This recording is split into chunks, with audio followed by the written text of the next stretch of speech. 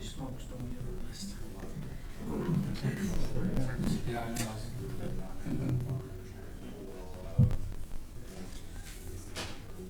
But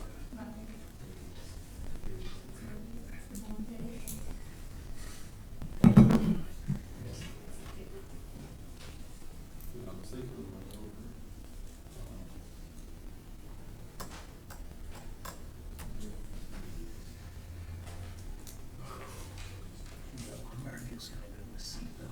That's like, actually that's a little bit.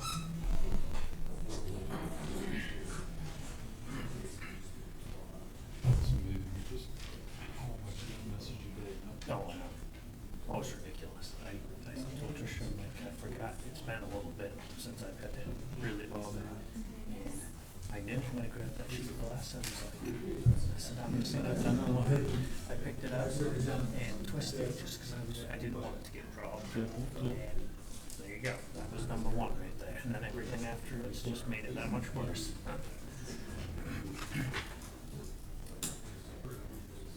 All right, I've got 5 o'clock. I'll call the meeting to order today, Monday, August 3rd, 2026. Roll call, we have Selectman Ben Harper, Eric Eaton, Mackenzie Jewett, Kevin Buck, myself, Jamie Thurlow, Town Clerk, Sarah Abbott, Town Manager, Jesse Dunbar, as well as Code Enforcer, Angie Chamberlain. Adoption of agenda, is there anything anyone would like to change? Make a motion, we accept the agenda as presented. Second. Moved and seconded to accept the agenda as presented. Is there any discussion? All those in favor? Approval of minutes. We have the minutes from July 6th. I move to approve the minutes of July 6, 2026. I'll second it. Been moved and seconded to approve the minutes from July 6th, 2026. Is there any discussion? All those in favor? Approval of warrants. Bear with me on this one. We've got a 3-page thing here, Jesse. From FY 26, we have warrant 144 for $2,500, 145 for $19,101.99, warrant 146 for $0, 147 for $18,666.64, warrant 148 for $740.43, 149 for $350, 150 for $8,902.78.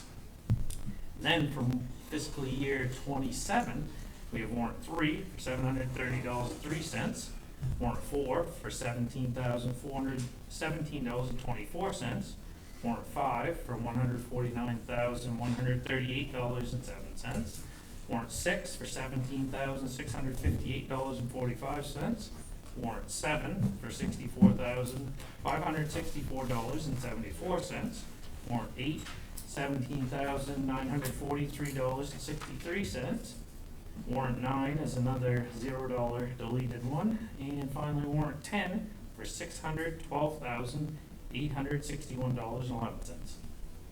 That one must be yours, Eric, the last one. Yeah.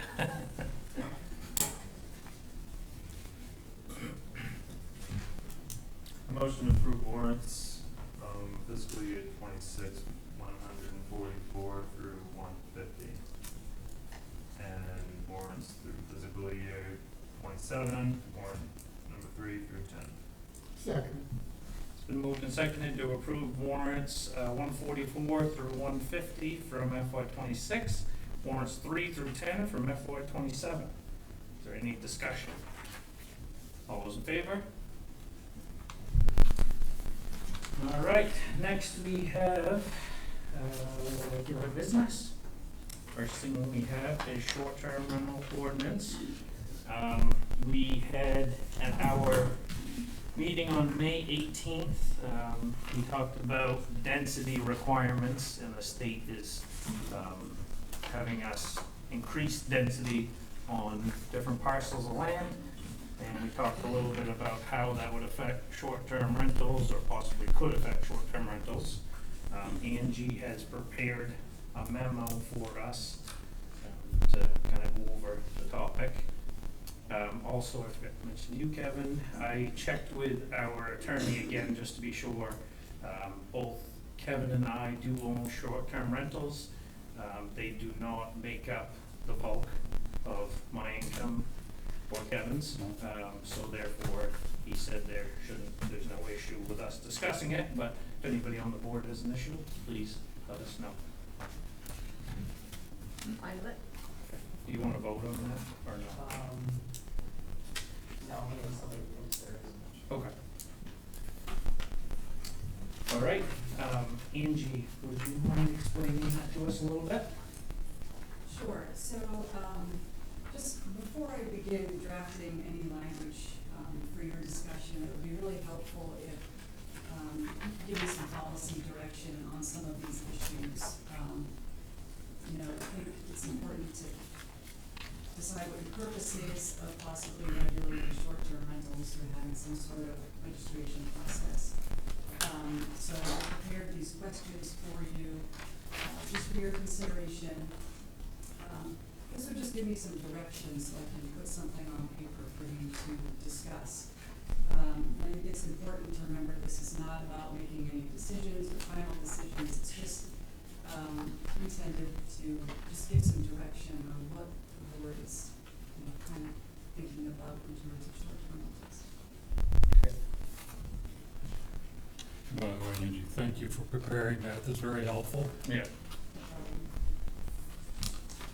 So Jesse, how do you want to do this as far as, do you want me to go through like each topic and ask each person what we think or?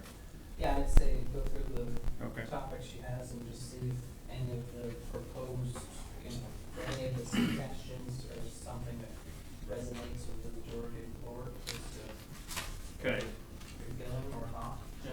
Like she said, they're just guidelines, so if you don't have a particular feeling on one of them, that's fine.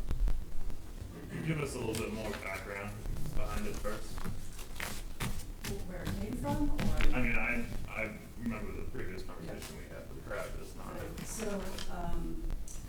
the state legislation has recently passed some new housing requirements that are gonna increase density, could be pretty substantial in the town of Tremont, to encourage housing. I think the select board is just concerned that with an increase in housing, they don't want those to, turn into necessarily all short-term rentals or to be, purchased for the sole purpose of short-term rentals. I've definitely heard interest from the board in, keeping things a little bit more relaxed for the residents of Fremont so that we could, have additional, new ways to make income, so you could have a short-term rental if you were a resident here. Just to, but not to have these external short-term rentals for outsiders, if that makes sense. So essentially, the potential to put more dwellings on one piece of property. Right, yeah. And so one legal lot, just to summarize what we were talking before, not to be exact, but one lot now for 1 acre can have one dwelling and accessory dwelling. It could have 3 or possibly 4 on that lot from now forward, so. State mandated. Yes, yeah. So there's quite a difference in density.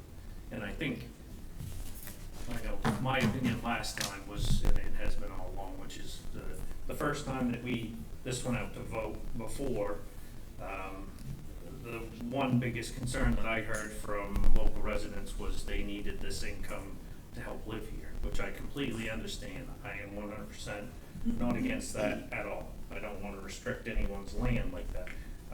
The biggest thing that I think we have to watch out for is investors coming in, buying up large chunks of land and developing it into massive. I mean, if you buy 10 acres at that point, you could really put in a ton of housing. That's just what I would like to not see, but I don't know about anybody else. Can we do this again? I mean, we've already voted on this once and it was voted down.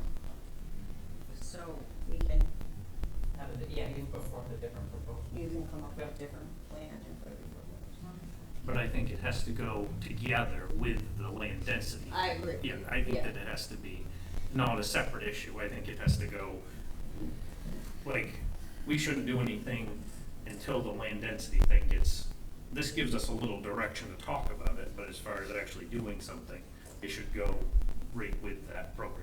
And when does the land density thing become a thing?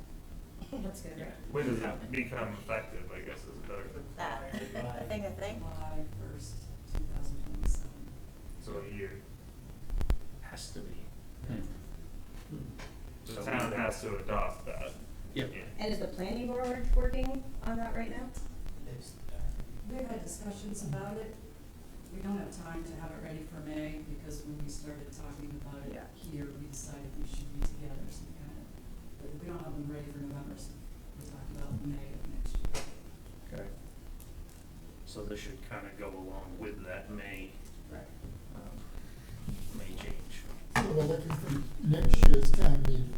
Yeah, for next year's Yeah. May's town, yep. So are we gonna get this to have a chance to look at it and go over it ourselves? Or are we gonna do it tonight? that's up to you. Yeah. I mean, I'd like some time to go over this, Okay, because, you know, we just got it in a package today. yep. The other thing I'd like to see is if there's any other regulations that other towns have adopted. Maybe check with them and to see what their regulations were. We did this before. We've seen Bar Harbors. They're the only one They're that the has one. anything on the Oh, island. no, I think what he's saying is just the land density issue. Oh, okay. Or is you, just all regulations in general? oh, You're asking. no, just dealing with short-term rentals, Yeah. long-term rentals. Bar Harbor's the only That's one that just has Bar anything. Harbor. Yeah, so not, no other town in Hancock County. Everybody got turned down Yeah, when they voted for it. Mount Desert's got turned down and Southwest Harbor hasn't tried it. We don't know about Hancock County though, just the island, I mean, just the the island, island. yeah, I don't know what the You rest don't of know the of any county. other towns in Hancock County that have, I don't know Yeah. off the top of my head. But yeah, we compared our town to other towns a year ago. Do And, you, yeah, do you think that I should read through these and let us just talk about it all, or just let it go and bring them home and check them off and see what's important, bring it back next time? yes. Yeah, okay. You know, I'd like some time Okay. to look it over. I think some of it might be worth discussing tonight, to be honest. I Okay. mean, I'm kind of on board with you, Jamie. I think it's really important that we keep it available, and I think there should be a different category for residents rather than out-of-town investors that are buying up a bunch of properties.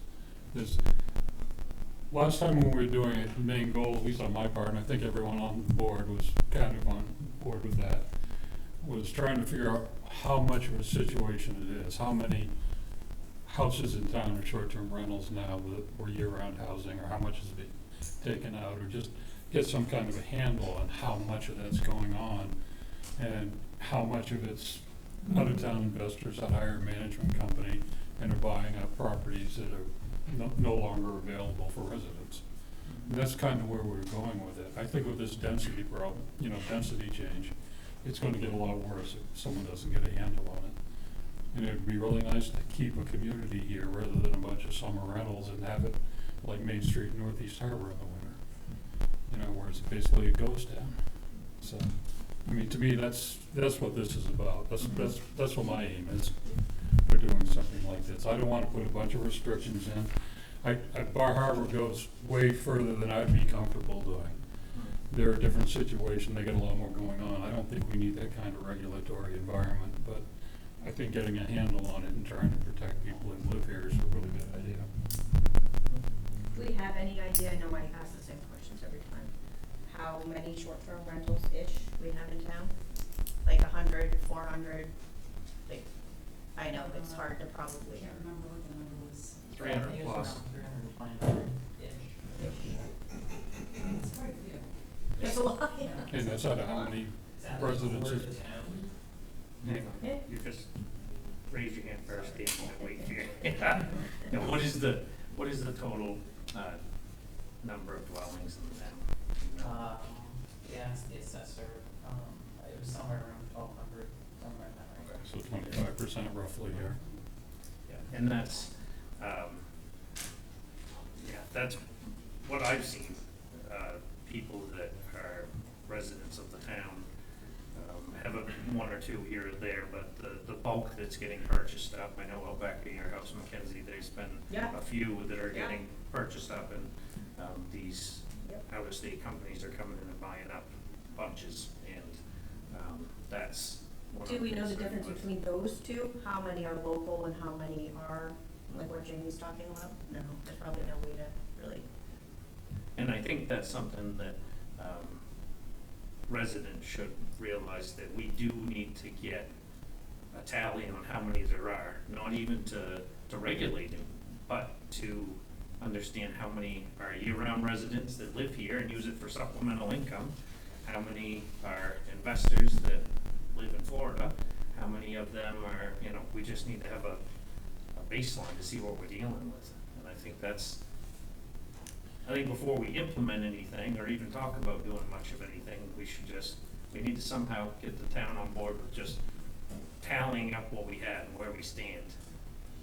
How do you get that? So we started last time, Yeah, I know. and it got shut down, so, I mean, we're just Of registration. doing the exact same thing, the only difference is the new state regulations. Yeah. That's why it's getting brought back up again, still a problem or whatever. But, I don't know. I feel like last time it just got blown way out of proportion and it wasn't what anyone was really looking to do. Everybody was concerned that we were trying to restrict it or regulate it, which was not the case, but hopefully people realize this time that it could get out of hand if if there's 4 property dwellings could be built on an acre. It's definitely gonna have a domino effect if we don't get a handle on it. Yes, ma'am? I live on McKinley Lane, and I actually am surrounded by short-term rentals. Every house is being bought up just for profit. My next door neighbor, they bought a house, it's their, I think, 7th property just for short-term rentals on MDI. And we're just losing our sense of community. My kids don't have neighbors, I have no kids to grow up with my kids, and where I just wonder how much longer, more houses are gonna go to people from Bar Harbor to Northeast Harbor to buy multiple houses to make profit. And we're losing our community, I feel like. I think also in this discussion we talked about before, which is kind of to go on to what you're talking about too, Dan, is how many houses are lived in for a short period of time in the summer, so they're just summer residents. And I have one neighbor next door, and now there's 2 Airbnbs on that one property. And now the Airbnbs are complaining because the houses are too close. And it's a 1-acre lot now with 2 Airbnbs, and one's going for $1,600 a night and one's $900 a night. True. And it's like, how can I have a stern man if there's no houses to rent around, and there's no housing for any employees, businesses can't find people, and it's really hurting, I think, our community not having extra housing. And I mean, I'm sorry.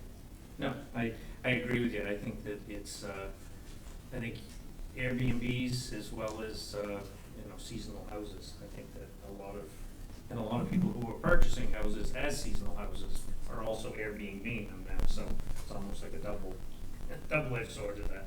Yes, Mary? Can I just say to you that a lot of, and I understand, your rentals around you or whatever, but if they were local, it's because they want to live here. Oh, I understand. You got your tax bill? Yeah, but the inflation's going up because of everybody fixing up their houses. I know, but then have you ever rented to year-round people? I have, and it's a nightmare, Yeah. You don't find nowadays a whole lot of people that will pay their rent on time. You've got kids, you can't kick them out. They could live there for free.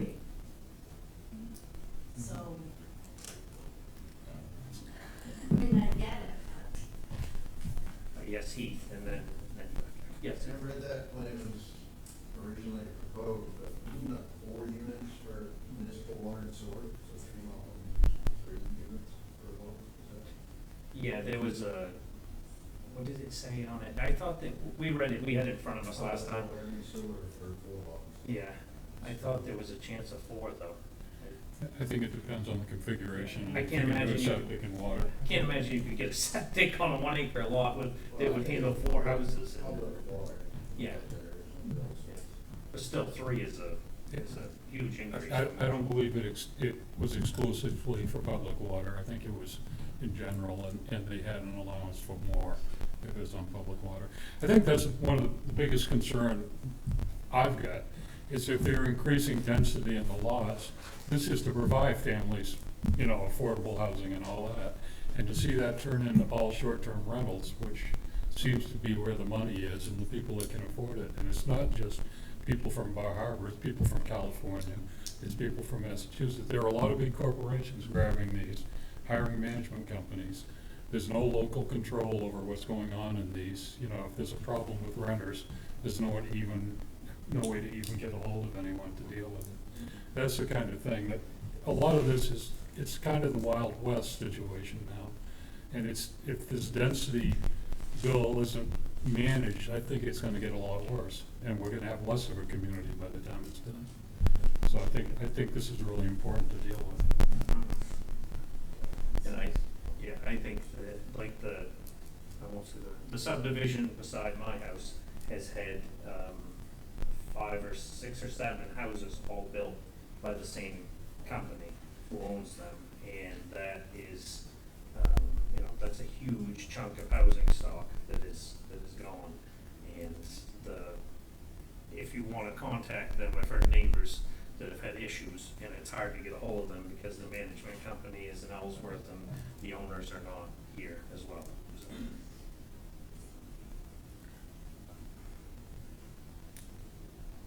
Yes. Oh, sorry, I'm sorry, yes, you first. I forgot all about it, sorry. Okay. I just wanted to back up. Mary said, I don't have any rentals, I've never had any short-term rentals.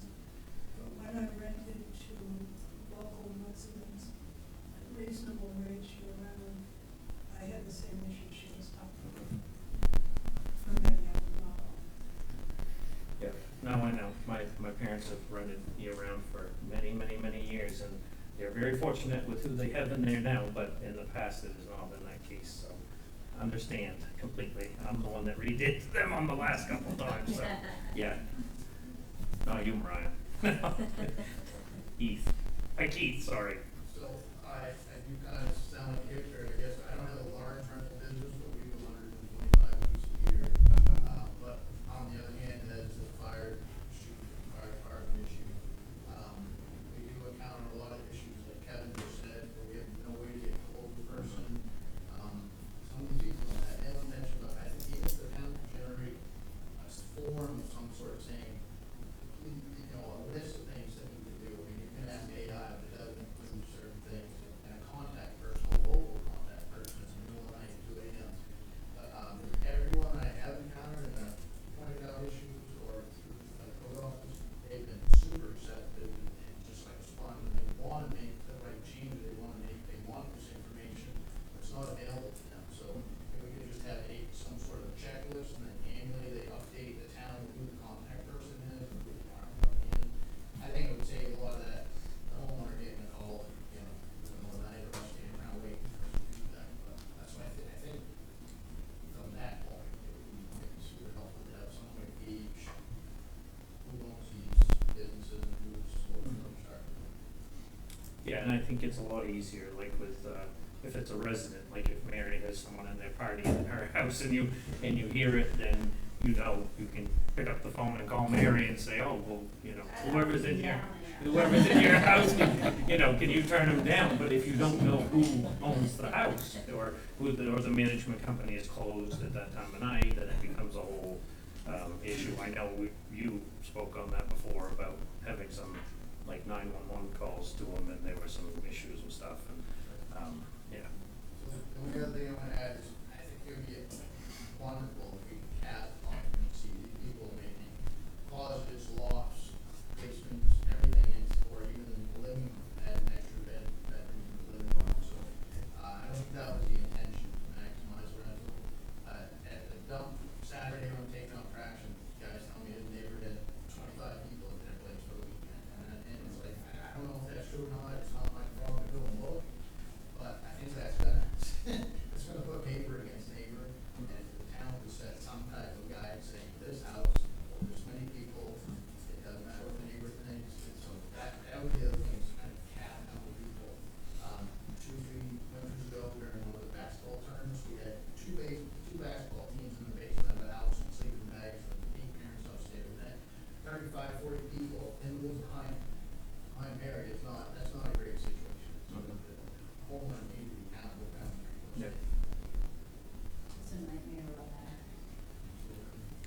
Well, I think that's one of the differences in local, I mean, my Airbnb is directly across the road from my house.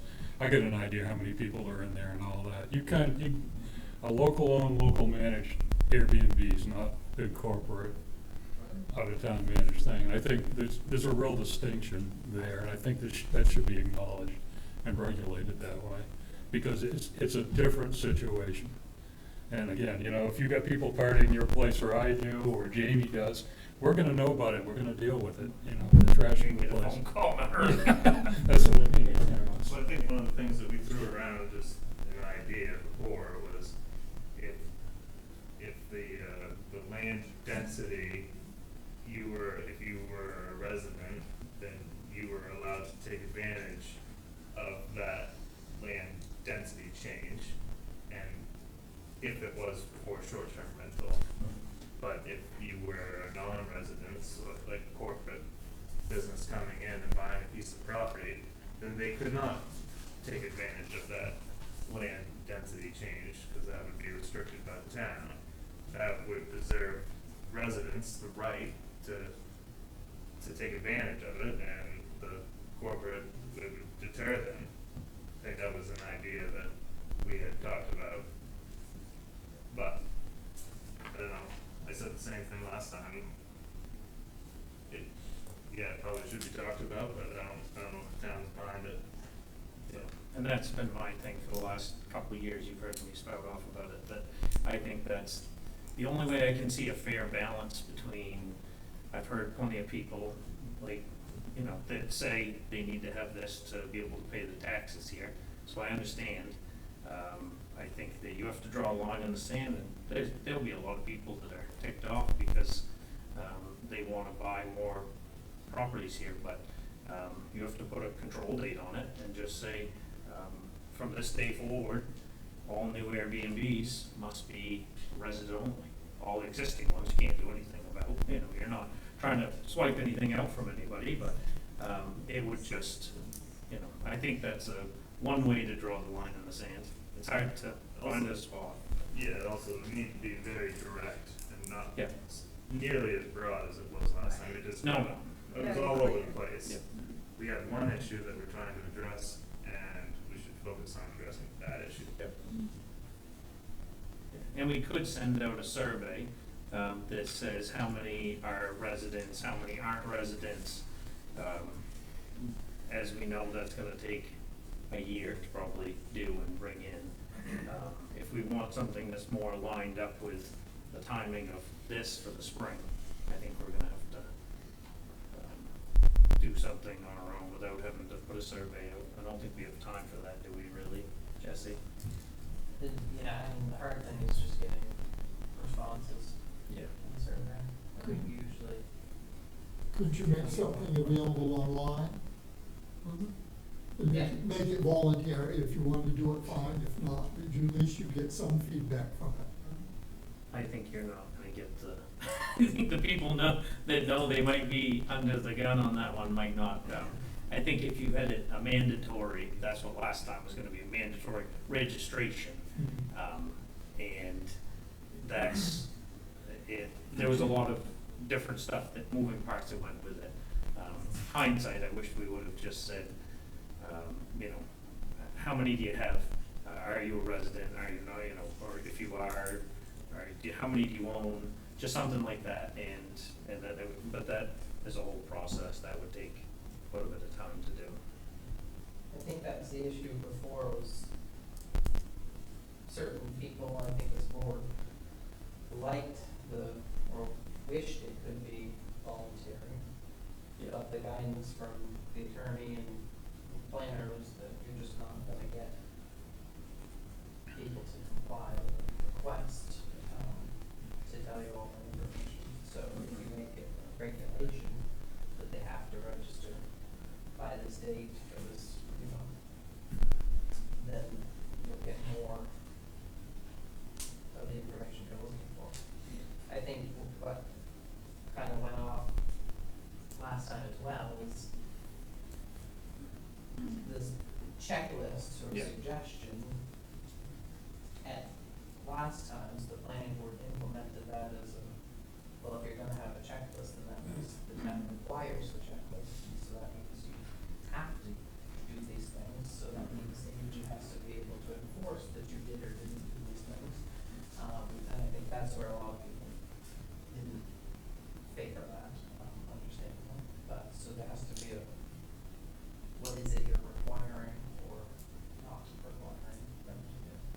And then once again, we're going off on a tangent again. That's Right. not the issue that we're looking at. Right. The issue is the land density issue that the state is implementing. Right. So, it's as simple as saying, but one thing that can go on the town meetings is it gonna be, a resident only can do like what I just talked about, or can anybody do it? And let the people vote on that. And there's no way to go to the tax base or the assessor's base and figure out roughly how many are out of state or how many are property management companies or anything like that. But what are you gonna do about it when you get the information? Well, at least you have something to go off of. You Right. can't right now because you don't know, our database doesn't tell us or tell the assessor that they're an Airbnb. But he can go through and tell us how many properties are owned by out-of-state people, but that's all of them. Doesn't Airbnb have some weird, I don't know, Air DNA thing? Right, There's it's a so separate many of them, website, though, but different companies. I don't know where they gather all their information from, but. Yeah. Yes. Yes, Dan. Can the town pass a rule that only residents can do short-term rentals? That's what we're talking about. Yeah, I mean, then, 'cause I mean, like, right now, I mean, that would make a huge difference from so many people buying. I know, and I said, I tried to sell this a year ago, Dan, and my point was that, I shouldn't say it, no one local, but not many people local can go and buy, 7 houses on Bass Harbor Woods Road and put them for an Airbnb. It's a very hard thing to be able to do, but if there's investors that are coming in, they are able to do that, and I think that is, that's the only way I can see that. I've looked at every angle that possible to not shut off the opportunity for people who are my parents' age that need the income to be able to live here. How do you still allow that? But, I don't know. It's such a, there's so many ways to look at it, and I don't think there's a great answer. It just seems like in a short time, and like since COVID, I mean, if already a quarter of the houses have been purchased for short-term rentals, what will a next 5-year plan look like? Because I mean, half of Tremont will be short-term rentals, and how many more residents will have to leave to accommodate for more tourists? Well, if you allow more buildings on a piece of property, and it takes a while for that property value to catch up with all the properties that are gonna get bought right when that's legal.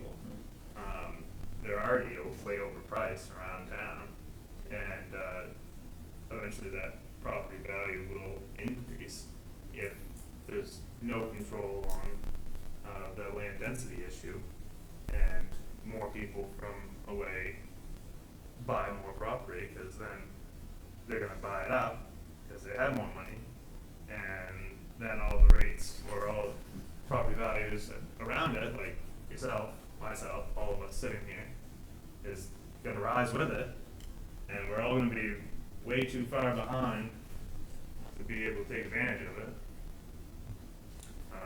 A good example that I thought of before is like, I know he wouldn't mind me using his name, is George Carter's. He has like 20-something rentals right now, all year-round housing. George is getting up there, and if someone was to come in and buy that today, they could make those all short-term rentals. If you had a residence only, then an investor would have to continue to have a year-round housing, because they wouldn't have a choice. Someone local bought it, they could do but that's 20-something rentals, it's a lot. And legally, can you do that? Can you say locals only? That's the last time you can. I think you have to, and correct me if I'm wrong, I think you have to say, like, owner occupied, which would be residence, Mhm. is unlimited. And secondary, which the unfortunate thing is unless Angie finds out something different, secondary covers any residence, second or third purchase of real estate. But you would limit or put a cap on those so that you can't exceed this number in town. Therefore, nobody from California could buy one after you reach that cap. But it would also apply to a resident who wants to buy a third one, I think. Why do you have to put a cap on for the residents? Because right now, it appears that there's nothing in legally that would allow you to basically discriminate against someone from out of town. Isn't allowed to do something. The only thing I can think of is like local management, if you get local ownership and management kind of thing. And there, you know, there are valid arguments for that. And I don't know if you could do that legally or not, but again, there's, when it's being corporate managed and all of that, rather than someone that's actually in town managing them, whether they own one or, Right. you know, it's still a different situation. I mean, one of the biggest things I've seen with a lot of these, you know, properties that are owned by someone who owns multiple properties, they tend to put way more people in there, the capacity they rent to. It's probably one of the reasons they're getting $1,600 a night, is they're probably putting 10 to 12 people in the house. With, you know, in a house that's designed to have 4 people in it, you know, on a septic system and a well. So I mean, you're running into a lot of real issues here if that trend continues. And last time we brought this up, we checked, and they did, legal said that you could do that. I don't know, have you got an updated one recently? Oh, okay. Because the last time he said, yes, you absolutely could. He said you could do, you could give out permits for, you know, you'd have to have like a permit to have a, short-term rental, and you could have residents-only permit. So that would be, it would have to be like a permit process to get them, but you could have that. That's what he said at the time, but not to say that's, sometimes that changes a little bit, but get an update on that one. But, yes. So I understand you to say that what in favor would be all of these restrictions we're talking about would go into effect in the future and not our ones that exist? Yes. Okay, because the reason I ask is, my sister, Evan Trask owns family house Mhm. on the road around. The only way they can afford to hang on to it, they wanna keep it in the family, and they use it in the off-season, Mhm. is to have renters or something. Yes. For the taxes and Mhm. upkeep. Yeah. Yeah, and it would be, I mean, obviously you'd put a control date in there so that it wasn't too, you know, so if you drew the line to stand up today, or, you know, or in a month from now, or whatever. And it is manageable, Yes, yep. it's agency. Mhm. Yes, Keith. I don't, many years I've been doing it, I didn't see a lot of issues when local companies like, Robinsons, Davis, and Olden, and Mansion, Jennifer's Place, those things like that. It seems like the 1-2 night constant changeovers is what's causing a lot of the problems on Sunday nights. So I don't know, one of the options would be to set a minimum amount of nights, but I know a lot of places renting for one night, people swapping in, swapping out, swapping. And, so it seems to be those groups, the 1 or 2 night people that come in with large groups and having a heck of a good time and then they're out of here. I've never really noticed that 1-2 week Saturday tech rental was an issue until this opportunity of internet-based rentals could really maximize the amount of people coming in with extreme amount of turnover. I think we do have a minimum, don't we? I know, I do online, it's a 4-night, I thought that was I thought we had an Well, that's your ordinance. choice, like, that's a personal choice, Oh. right? Yeah. I thought we did. Yeah. I mean, you can set that yourself. Yeah. So you've been lying to your clients all this time. Wow. I agree, I thought that, I mean, 4 nights is kind of a, you know, a minimum, I wouldn't do it for any less, because I think like you said, turns into a hotel, not into a house. Yeah, I see it all the time. People come in, I mean, one rental could have, 5 different people a week. And, I mean, we just don't know who they are, when they're gonna be. They sometimes will have dogs running through our yards. And, the other big thing was,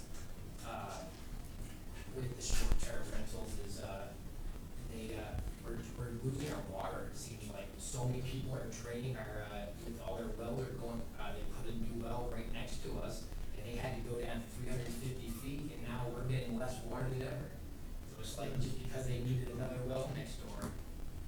So,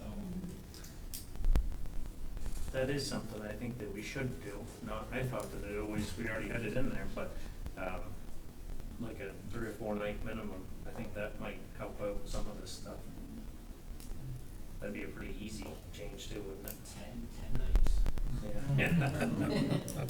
Well, from 1 to 4 is a pretty good increase, Dan. That's, Three renters a month. yeah, Do 10 days. yeah. Like he said, it always, 10 days here. yeah, I see it, 1,600 a night, and they rent Well, it I for 2 can't weeks. imagine that. no, I know. They, That is, it's because it's handicap accessible. But people rent it no matter what, and they rent it year round. We're now seeing out-of-staters placed every day from a year round. it's. We don't have an off-season anymore. We used to have a little bit of a quiet season, now it's I think the minimum state's a really good idea. Yeah. You know, whatever the date ends up being. Yep. We use 4 too. It seems to be a reasonable number. And again, that would be universal. That's for people that live here and don't, so that shouldn't be any issue with who owns it or manages it. Yeah. And that seems to be one of the biggest issues with, you know, multiple property owners. If they're doing that, that might thin that out a lot Yeah. quickly. Yeah, that, I didn't realize that was even an option, so yeah, I think that would make a huge change, it'd be very easy, and there'd be no grandfathering, it would be straight across the board, just, 3, 4, whatever the Yeah. you said, whatever the number is, doesn't matter. You rent longer than that, don't you, Mary? A week, Yeah. Yeah, That's what I that's- mean, oh, so whatever, but I don't have time to clean it. same way. set a rate limit, I recommend that. Yeah. And that'd make a huge difference on traffic in Tremont. Well, like he said, that it used to be, traditionally, like back when I was younger, my parents did their rental, it was always, everybody did 7, you know, it was a week. You did turnovers were on Saturday, that's what everybody did, and that's just the way it was, but now with internet and, there's no such thing as just Saturday turnovers anymore, so. The one thing about the shorter term, we do our own cleaning too. You give them 4 days, they don't tend to cook as much in the house, and the house is a lot cleaner. So I would argue for the little bit shorter than the week. That's a personal observation. Well, yeah, because even in the later months, like October, somebody come for 3 or 4 days, yeah. Yeah. So one of the things that we've talked about is in your package. So Ben would like to have some time to look over it, but we're still just throwing ideas around. Right, what I'm saying is, we should put it on, like Ben said, and have time with a highlighter and Yep. look at what everyone thinks at home and give the community maybe a copy of this. Yep. Is that something Yeah, can we you can hand do? that out?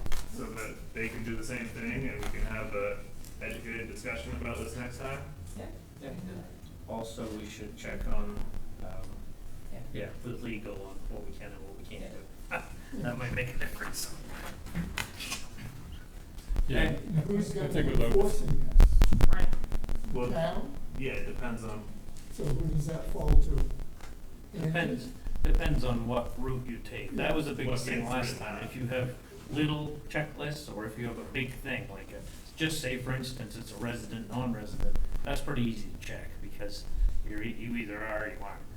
If we had a checklist before of what safety things you met, or how big your septic was, this is a little bit more complicated, but, But it's not Angie's job to come to my house and I'm renting it for 4 people and I have 26 people here. Yeah. So Yeah. up to her to come over and be Who do I like, blame, the people that own it or the people that are there? This was an issue last time, that we went into, where we would have to hire a whole new position, and there were 2 positions to take care of all of Yeah. this. And it's just way more, it got way more complicated than what the original goal was, I think. Yeah. That's why, yeah, I think the board can also start really simple. You Yeah. don't have to do it all at once. You can start simple, really just get a registration program so you can get this data and you understand what you have out there. And then you can add layers to it later. You don't have to put everything into this immediately. It would be really nice to have some accurate count of how much of this is going on and how much of it's, you know, remote investors and how much of it's local. I mean, if we came out of it with that information, I'd feel pretty happy. I think like, it's gonna be hard to do that. Yeah. It's gonna be really hard. That was one of the things that we pushed Yeah. for last time, and the town did not support it. And I think it's gonna be extremely difficult, 'cause it's gonna have to be more than 1 year to get good information. Probably. And It was, I'm sorry. I just think that it's already making it, more broad than what needs to be done, because we're already gonna grandfather everything in the past. Let's not look at the past. Let's look at what the goal is to restrict the land density issue and work towards the future and not focus on, that's my personal viewpoint, not focus on trying to get registration and head count. We know what our goal is, let's work towards that. Everything else is gonna be grandfathered. That's where I stand. Hate to say it, but I agree with you 100%. I think that we're, I think if we get into registrations and all that, your years, and then you have 2 years of this, that you can build 3 or 4 houses on a lot, well, there's a lot of damage that can be done in that amount of time. So. I'm not putting all the work in like we did last time. We already know the community is not gonna support that. Yeah. It was only 2 votes different, Eric. But Either way. It wasn't a, Either way, that's Yeah. what the vote was. Yeah. yeah. So, And just come up with a plan this time, whatever the plan may be. keep it as simple as possible. Yep. Look towards the future, not past, not worry about all that other stuff, and go from there. But Okay. everyone should get a copy of this, Yep. take it home. All right, everybody good on that? Good. Okay, next we have Southwest Harbor Tremont Ambulance Service. Andy, you have an update for us? Thank you very much for allowing us to come. You're familiar with my ambulance board colleague, Alan Pure, and I would like to introduce you to our new executive director, Kyle Wells, who's been with us almost 3 months now. And so I'll say a little bit, and then I'll turn it over to Kyle. Through the end of July, we've responded to 251 calls so far this year. As you are well aware, it's always our goal to have 100% coverage, either a provider and a driver, or 2 providers when possible. Most of the first 7 months of this year, we've been very, very close to that, either 100 or 99+%. Unfortunately, June was a challenging month for us. One of our paramedics, who typically takes 36, 40+ hours a month, was having shoulder replacement surgery, and 3 other members of our crew chose June to take vacation. And since we're a per diem employer, we can't say no to them. Our crew chief worked really hard to fill shifts, but we ended up in June with 41 hours not covered, so that's 94.3%. We're not content with that, we're not happy with that.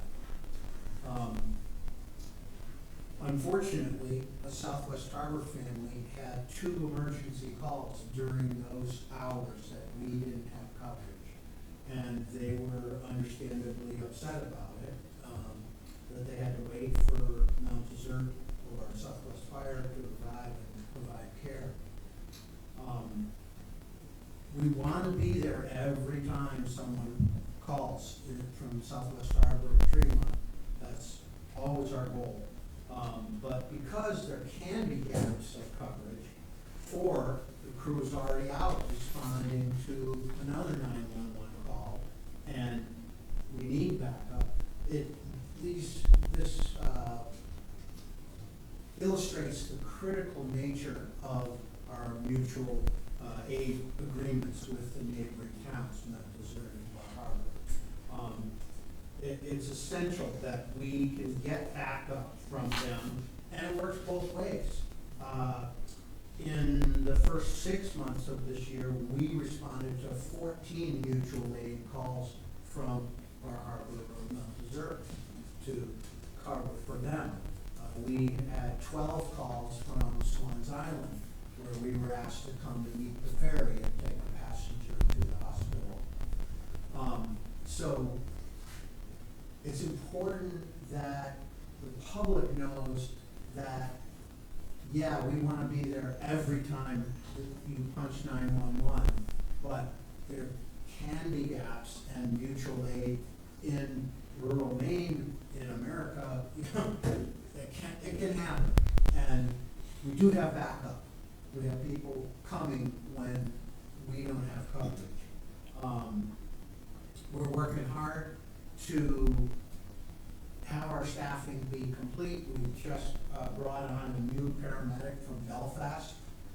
We've got a new EMT joined our crew, who's part of the Acadia National Park crew. And pleased to say that Corey Walker is now the third member of Tremont Fire, along with Josh Reed and Tim Shore, who is now a driver for us. So we feel very grateful for that, those people joining us. And Kyle has reached out to the Coast Guard in Southwest and had some encouraging conversations with them. It used to be the case that the Coast Guard was a good source of crew enhancement for us, but it's kind of faded away in recent years, and we're trying to rekindle that. So I just wanted to bring you up to date on some of those stats and the difficulty we had in June, in case you heard about it. And I'm going to turn it over to Kyle. Evening, everyone. First off, like Andy was saying, thank you for having us here. I really appreciate that. You know, one of the first things that I noticed when I first got here and started interacting with crews, the community, select boards, with both administrations, is the tremendous support that you guys give the ambulance service as well as the rest of the community. It's tremendous, and it's really encouraging. It's something that I wasn't always used to back in New Jersey, so this is a welcome relief. Like Abe said, I've been here 3 months. The board had recognized what they were experiencing is actually the same what's happening across the entire nation. That rural ambulance services are under tremendous pressure. Their workforce is drying up, the reimbursements are drying up, the operational costs are all going up. What it used to be, cost of an ambulance like $200,000 just 5 years ago is upwards of $450,000. So everything's changing. It's a very dynamic situation. So they went out and they had a very large search, and it just ended up where I left the place up here and I'm looking for a job. So it all worked out. But some of the things in these 3 months, we recognized various opportunities to really streamline and make the organization sustainable, not just in the near future, but in the long-term future. And, one of the things that we identified, first of all, is dialogue. We wanted to make sure that we open up a line of dialogue with the communities. If this feels like something that might have been missing, we want to be here for you guys. So if you have questions, if there's data you need, I can't give you any information on the number of short-term rentals, but I can give you the information on the number of calls, on what we're doing, our plans for the future. And so in one of those that we identified right away as Amy was, mentioning was workforce. So we've all been working very, very hard on putting together a sustainable workforce strategy. I can't really get into the details of it yet because we still have some fine tuning to do, but once it's all set and in place, I think you'll be very pleased, and I think it'll actually be a great template for the future, not just for us, but for other organizations that are in similar situations. And then there was definitely some low-hanging fruit, things that we could do to improve the sustainability and the efficiencies. So communications from the board with the staff, for accounts receivable, accounts payable, various things that we can do to get a better bang for your buck, because you guys help us out tremendously, and thank you again. And again, to make things, much more efficient and palatable to everyone else, so that when the ambulance is needed, we're there, or our mutual aid partners are there, which is a very common thing. There's also other things that we've been working on in the side, so community medicine. I don't know if you guys are familiar with that. Oftentimes it's called community paramedicine, full integrated health. This is where patients that are discharged from the hospital or have a lot of comorbidities or a lot of health issues where they're often having to be seen by the physician, they can work with us so that we can take care of those people in the house before they need to call 911. Nobody wants to go to the hospital. The hospital's a terrible place. And so these community health systems that we're establishing, which we hope to have fully operational by September, will do a lot to keep those people from having to go into the hospital or having to constantly go back to their physician for follow-ups, checkups, things of that nature. So we already have a vehicle for that, and we hope to have this fully operational by September, but there's a lot of hoops that we have to jump through between licensure, being able to figure out how to get referrals, things like that. We're also have already passed ways to invest in all of our people as well. And so one of the other things that we want to do, we don't want to just bring in people from the Coast Guard or from the communities. We want to bring them in and help them to make it a career, to invest in, to develop them, to do whatever it takes for them to be able to be successful in the job as well as for the community. Because the way we see it is, if they're successful with us, then the community can be successful. That's pretty much what we wanted to cover. But again, I want to make sure that you all understand that we're here for you. And if you want to meet regularly, if you want to do it quarterly, bi-monthly, once a year, depends on how much you want to hear from us, we're more than welcome to set something up. And if there's particular things you want to know from us, just let me know. Jesse has my contact information, and we can definitely set something up. Any questions? Do you actually respond to ambulance calls? So right now, I live in Cascade, so that's exceptionally difficult, and this was something that we had discussed. Right now, there's not even office space for me. This is one of the challenges that we've identified is our real estate. And we're hoping that if things continue down the right path, that there will be an opportunity for us to have better space in Tremont if everything keeps going according to plan. So you're just here Monday through Friday during the day? So I don't even have an office here, so I have to work remotely. And so everything I do from my home in Castine. But I come in frequently, depending on, like, for example, tomorrow. We recently jumped through all the federal hoops to get our own DEA license. That comes with a whole bunch of other requirements, and one of which of those is safes. So I'll have to be here tomorrow to take control of the safes, to have them installed in one ambulance. We're waiting for another ambulance to get back. For the various meetings, so there's a lot of travel involved, but most of the things that I'm responsible for are pretty remote. So it's keeping track of the dollars, keeping track of billing, how billing works, coming up with strategy to make sure that the ambulance service not only is sustainable but functions very well and functions well for the communities. What is your level of licensure? Yeah, Kyle's a retired 20-year paramedic from the state of Minnesota. And he mentioned New Jersey. He was there for 4 years in an administrative role. He has a master's degree with a concentration in health administration, but was a firefighter paramedic for 20 years in, near Madison, Wisconsin. So, yeah, I think I just got it covered. Yeah. Wisconsin. So he's So, still, yeah, I can flesh that out. So I've been in the industry since 1997, been a medic since 2000.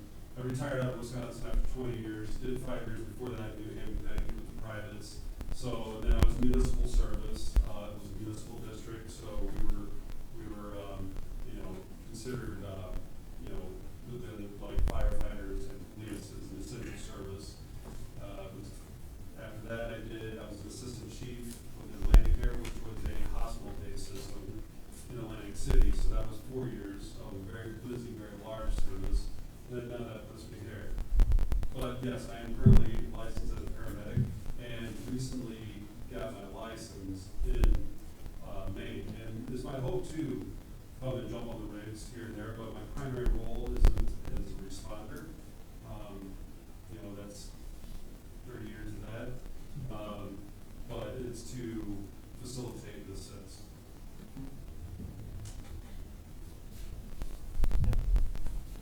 Thank you, and thank you for the update, and I'm glad that everything seems to be moving in a very positive direction. That's good. And I don't know when you guys care about an update, a couple times a year. I mean, that's, Quarterly? yeah, and if, quarterly, and if you guys, if you need anything from us, the same thing. Just reach out and we'll put you right on the agenda, and whatever we can do to help. Thank you. Thank you. All right, next we have paving bids. Jesse has a whole slew of paving bids. Once again, I said it last time, but Jasper's Way, I own multiple properties on Jasper's Way, so I will not vote on that. So, just brief overview, Bernard Road, paving the entire length of Bernard Road, 2 inches of 12.5 inch pavement. The details are in the bid summary. Bids were requested from, advertised and sent to 4 contractors. We received 3 bids back on Bernard Road. The location being Rings Paving at 107,937. Cape Road is approximately 3 separate locations between Alfar Way and Far Road, which is after the stretch of road from there. We did receive 4 bids back from that one, with the low bidder being Eaton Paving at $14,350. Clark Point Road, this is a section about 1,400 feet long between 92 and 137 Clark Point Road. Again, received all 4 bids on that one, with the low bidder being Rings Paving at $47,347. And Jasper's Way, which is the replacement of that length of Jasper's Way with 19 millimeter pavement, 2 inches thick. And we received 3 bids back on that one for paving at $24,028. So, at your last meeting, you requested to see bids on each of them and make a decision on what, if anything, you would like to award from pavers here. They all fluctuated between August and October for completion. We have 173 in the till. Yes. what do they total up at? Yeah, what's the, Looks like we're about 20,000 short for doing everything. Well, yeah, unless you ask Rings to do them all and give us a better deal for 170. Because they're about 25 higher than the budget.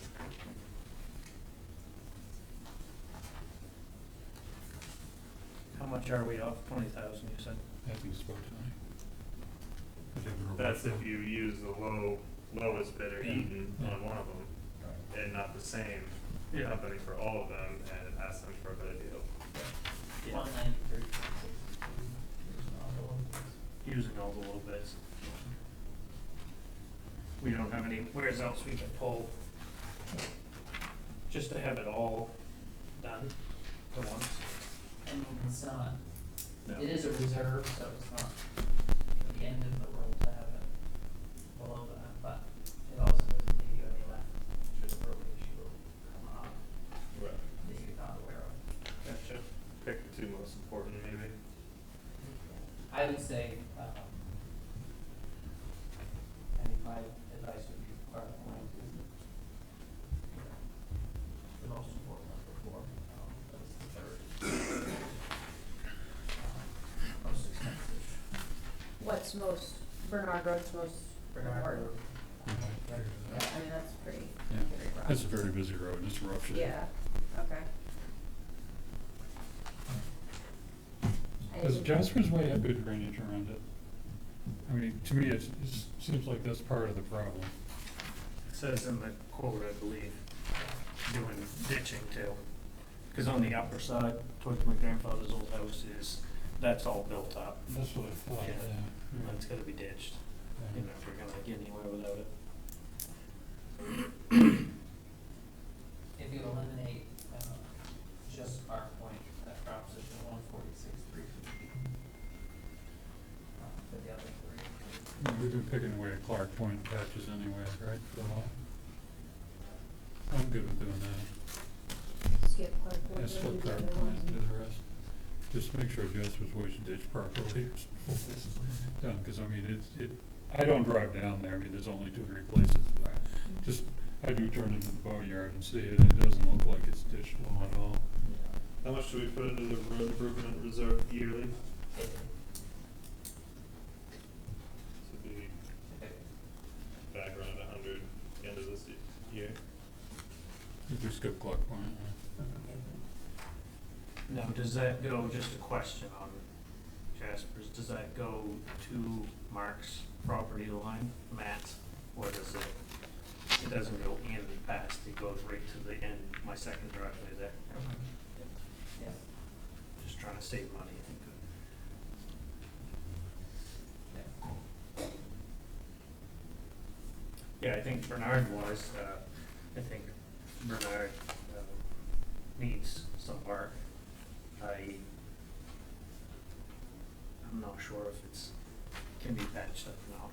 By the looks of it, I think it's pretty, that's a heavy used road too, Yeah, it is. so. I mean, they patched it out, it's Yeah.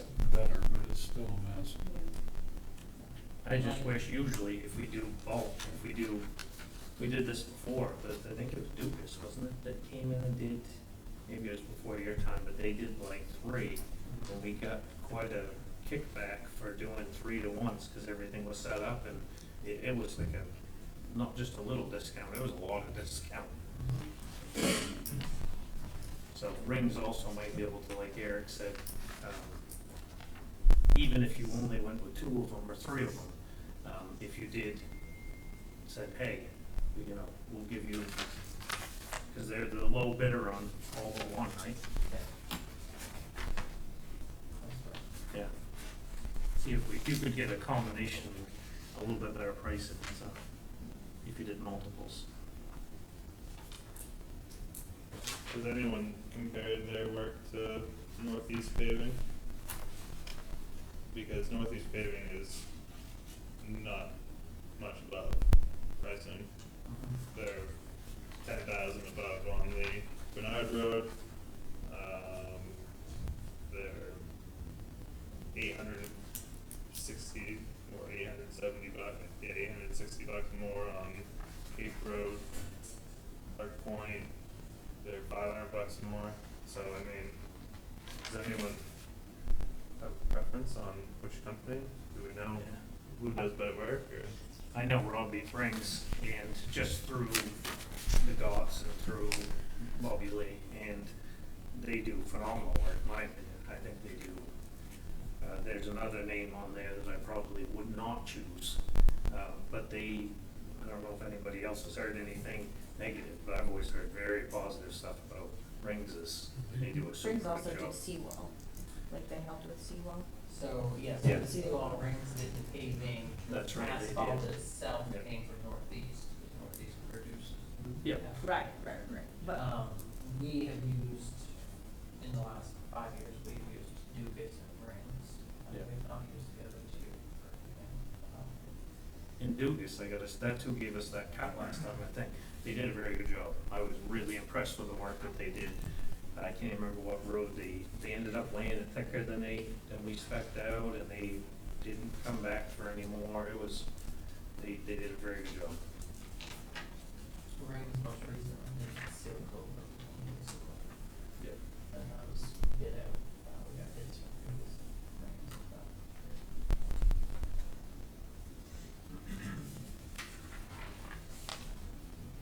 Yes, Keith. Any status on Mitchell Road, or those culverts, was that part of the DOT grant or something given, or is that, The culvert replacements are on Public Works list, other culvert replacements. How was that road? Speaking of which, that was paved more recently, wasn't it, than some of them or not? Really? Yeah. Well, that's up a lot from a lot of these roads. Yeah. Someone asked me when Jasper's Way's done, I said, not in my lifetime. I didn't know, it could be the old state road pavement still on there. So it's Yeah. I didn't know it was a big road, to be honest with you. Yeah, I know.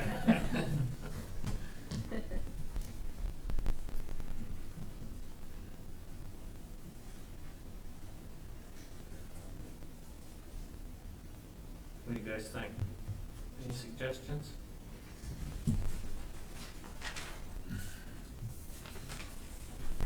Is that ethical to ask them for a bulk price and not award the bids now? Or is that, yeah, we're crossing a line, Yeah, yeah, because we didn't all get the opportunity. right, yeah. right. Offer those and then. Maybe when we do bids like this, it should come in with that option though. If you get all 4 jobs, So we can afford all of them if we take out Clark Point. And Clark Point is the least of the problem roads Yeah, at this time. I mean, I know. at this time, yeah, right. Of these 4. Today. I was just gonna make a motion for 2 of them at least, but the biggest thing is what do you do about Cape Road? Because Eaton's given, quote, $4,000 less than Rings, but you really, I would think Rings would be able to do better, cause I they're. will add that Eaton did not attend the pre-bid conference and sidewalk, Okay. the other pre-bid. That was part of the process. Yeah. The mandatory meeting. Okay. So not manager, but didn't. Yeah, recommended. Okay. I think we ought to just award them to Yep. the lowest bidder on those other 3 jobs and not stick our head in a noose or anything.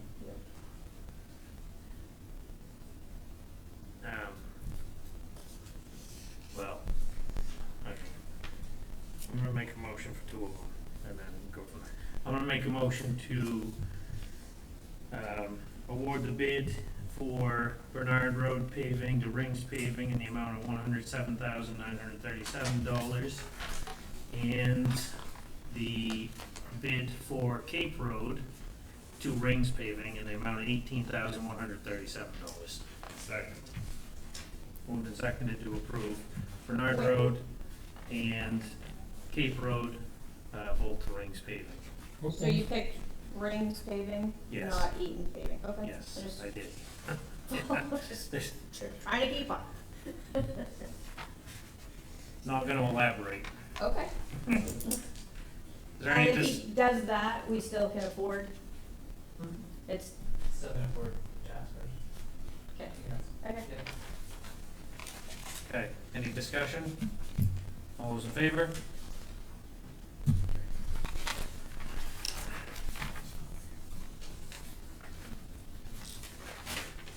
I make a motion to award the contract for Jasper's Way paving to Rings Paving in the amount of $24,028.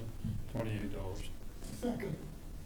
It's been moved and seconded to award, Rings Paving the amount of $24,028 for Jasper's Way paving. Is there any discussion? All those in favor? I'm abstaining.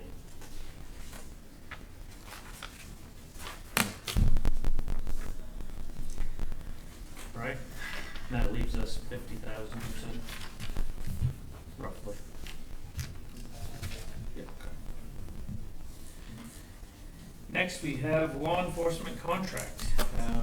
We have the contract in front of us. Chief's also here, if you wanna add anything to it, or, anybody has any questions? So there was, two changes in the contract. The first was, the previous contract said, that the town of Tremont paid the police chief directly for his stipend, and the FY '27 budget removed that and put that back, with the town of Southwest Harbor's payroll department. When the contract was originally drafted and agreed to, the Southwest Harbor Select Board at the time wanted it to be separate, wanted Tremont to pay it directly. I didn't have any feelings towards it, but in the interest of coming to an agreement, we all agreed to that. Current board and Southwest Harbor manager and I all agreed that it's just easier, better that it just stay in Southwest Harbor. So that was removed, amended. And then the second was, discussions on the ACO. The previous contract stated that they didn't provide that coverage, and so it was amended that they are willing to provide that coverage. And, listed the ordinance as something that they are able to enforce. And no extra charge. Correct. And their select board approved it at their July 28th meeting.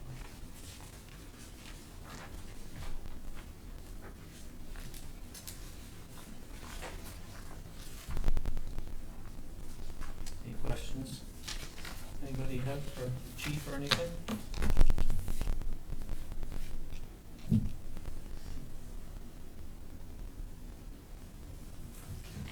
You get training done? Did I? Yeah. Still look at my tablet on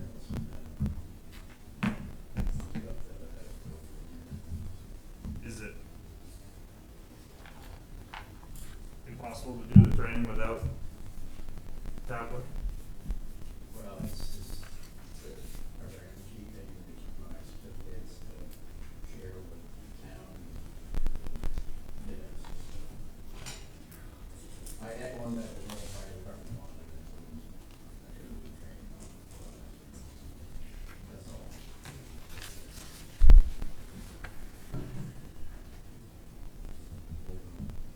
I'll make a motion to approve and sign the amended contract with the town of Southwest Harbor for police services. Second. Been moved and seconded to approve and sign the amended contract with the town of Southwest Harbor for police services. Is there any discussion? All those in favor? Next, we have surplus sale. We have an EV charger, and I'm glad that Eric stepped up to the plate and bought his mother a Christmas present. Oh, I thought he was seeing the light and he was going along. We- What my time going in? You were the only one that bid, Eric. You could have bid $5. Yeah, I just like to give back to the community. Yeah. I'll make a motion to award the sale of the EV charger to Eric Eaton in the amount of $100. Second. It's been moved and seconded to award the sale of the EV charger to Eric Eaton in the amount of $100. Is there any discussion? All those in favor? I abstain. You better take that right down to your mother Yeah, right I now. think we've been- Can one of you drop it off? Yeah. Next, we have IT services. I'll let you kind of explain that a little bit. Yeah, so the town's recently switched our IT provider to Coastal Computers. It was previously done by an independent IT person that the town had, when I started here 5 years ago. Coastal Computers came in and met with me to go over some, issues that we needed to take care of, needed addressed. And through that, they offer retainers, their base retainer is a 50-hour retainer that'll basically save $35 per hour off their hourly rate if we go with that option. In your packet, I did include, basically a summary of, or an assessment and recommendation lists, that they conducted when they were here. there's several high priority items on it. I think it's a very wise choice that we switched ID providers. That appears some things not been updated or maintained by the previous one that we weren't aware of. If we go the retainer option, we'll save the town $1,750 versus paying the standard hourly rate. And they've already indicated several efficiencies that will save us additional money, such as switching over the phone lines, which looks like could save us several $100 a month as well. So I think we'll quickly recover whatever expenses we have. But the majority of it is things that we're gonna be required to do for to maintain security and backups for the systems. Good idea. Oh, I think we've needed it for a minute, yeah. Get 8 out on the situation. Yeah. He was on one today. Yeah, good. He knows his stuff. Yeah. I'll make a motion to authorize the town manager to contract with Coastal Computers with a retainer 50 hours of IT labor at a total price of $7,500. Second. It's been moved and seconded to authorize the town manager to contract with Coastal Computers with a retainer of 50 hours of IT labor at a total price of $7,500. Is there any discussion? All those in favor? Okay, now we have town manager's report. All right, for the last couple of weeks, I renewed the marine insurance for the wharf and Silk Cove. Dealt with some personnel matters, possible personnel matters. Worked on a grant update on the community action grant. Prepared League of Towns agenda and attended the League of Towns meeting. FEMA grant reporting. I did a pre-bid conference for the paving. I attended the backside last meeting. Presented the numbers with some jackets that we had on for them, and bought their dinner that night at CU Catch. They were very appreciative, and I expressed our appreciation again for all their hard work. I've been assisting Southwest Harbor with their code enforcement search. Tax commitment was done for FY27 taxes. Meeting prep, I assisted the Historical Society in setting up for their annual meeting. They had beer last Monday. Did the Harbor Committee financials, and I applied for a grant from the state of Maine regarding the LP 1829 density law that we were just talking about, and was approved the following morning for $10,000 towards Angie's hourly work on implementing that law. Nice. Yeah, that's awesome. Legal Good job. Yeah. Office staff, clerk was busy with BMB reports, voter changes, assisting the assessor with tax commitment, uploading all the tax billing files, getting the tax bills out, and lien discharges. Public Works, this is a long list of them. Installed speed bumps on Lighthouse Road, patched 143 Cape Road washout, installed signs, many street signs, that were stolen or lost throughout the winter. Maintenance on the case. Dropped off several tools at Greenway for maintenance, took truck 4 to Bangor for maintenance and repair. Beauregard is out to do a repair on the case. They repaired the strobe light on the case. Oil change in truck 5. Met with the harbor master to discuss Silco parking lot lines. Picked up truck 4 at the Quirk and dropped off truck 5 for repair. Picked up the equipment at Greenway. Placed some cement collars on the septic tank and the floor drain tanks out back that was pumped out.